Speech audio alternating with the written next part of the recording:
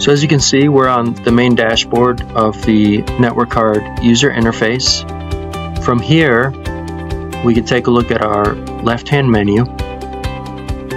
The hamburger at the upper left-hand corner will expand the menu, allowing you to read what each icon means. Alternatively, just hovering over each icon will tell you what it is. So let's take a look at the settings. We're going to click on settings. We're going to go to the settings page. There are a number of tabs at the top. So many, in fact, that you may need to use the button, the arrow at the top, in order to slide over to see all the settings that are available. For now, let's take a look at the general settings. At the top here are system details. And these correspond to the SMTP system settings for location, contact, and system name.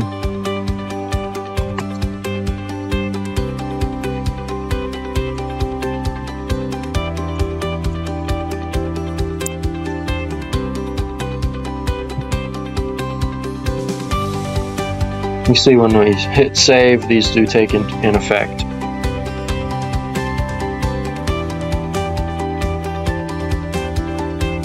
And we've updated the top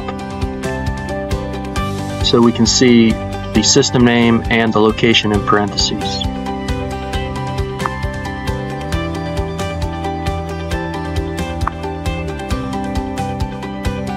So current date and time.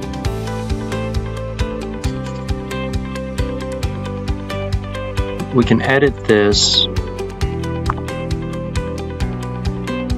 Make sure that you type in the correct time zone for you. This is an auto-complete field.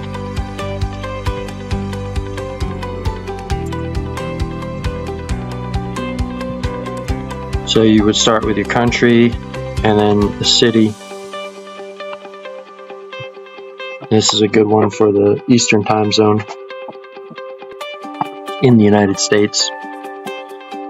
By default, we're using a dynamic NTP and getting our NTP server settings from the DHCP server. You can change this to manual, in which you would manually set the date and time.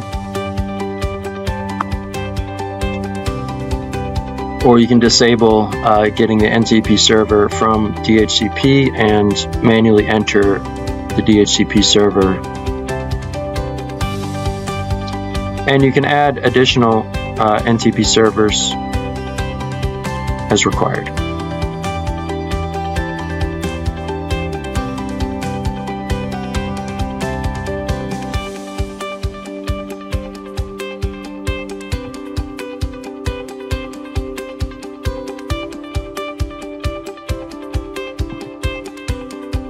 Another setting is email notification settings. By default, there are no notifications set up, so you would click on New.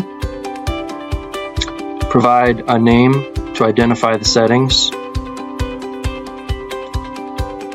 The email address that you want the settings sent to.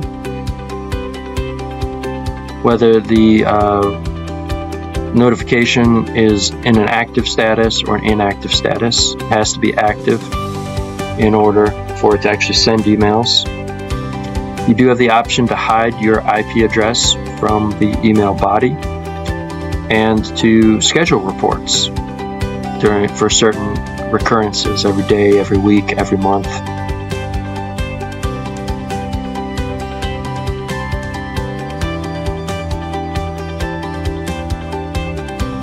If you enable alarm notifications, then you'll get an email every time there is an alarm, and you can subscribe to various criticalities of alarms, such as informational, warning, and critical events. And you can choose to attach logs, and these are separated by network card events and by UPS events. And you have the capability to filter based on event code. So if there are certain events that you don't want to know about, you can enter them into this field, or you can whitelist certain event codes to say, hey, no matter what, I always want to be notified if this event code happens. Just separate each event code with a comma.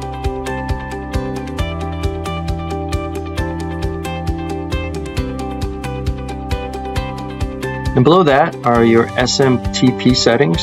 So this is for your email server to integrate so that you can actually send those emails. And you would provide the server's IP address or host name, the port that it works on, your default sender address. You also have a chance here to globally hide your IP address from any email body that's sent from the card, and choose the security, whether it's none, start TLS, or SSL. There's a couple additional checkboxes, whether you want to verify the certificate authority, and if your email server uses authentication, then you can enter the username and password here. Once you've configured the integration with your SMTP server, you'll be able to click on this button, Test Server, in order to make sure that it's working, and you should receive an email.